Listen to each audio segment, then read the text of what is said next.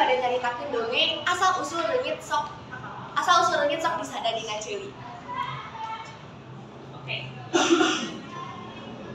Di zaman baheula aya hiji kerajaan negara reungit anu dipimpin ku hiji reungit dipimpin ku ratu awewe. Ieu kerajaan reungit teh aduh kacida peunghar pisan. Tantarana garagah jeung patihna ge anu satia.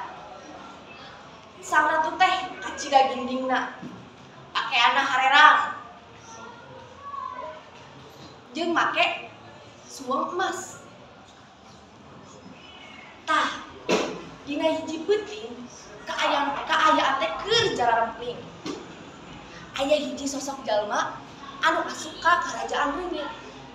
Eta posisina tantara teh keur talibra. Nya atuh eta sosok jalma teh jongjon we asup ka kamar ratu. Di kamar ratu kabeneran si ratu teh keur tibra.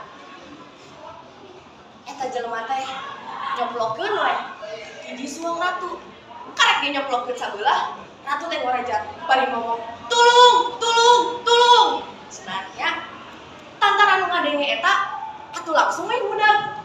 Anu jalma anu tadi nyoplokeun suweng emas ratu, tapi anggur we teu kaudag ku tantara teh nya.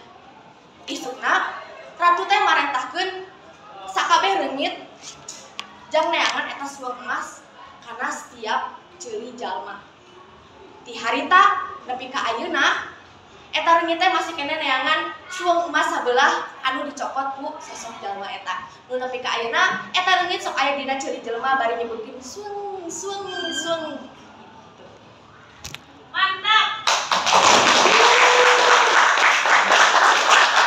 Amanatna jadi naon? Amanatna nyaeta urang teh urang ulah nyenak barang anu sanes deui.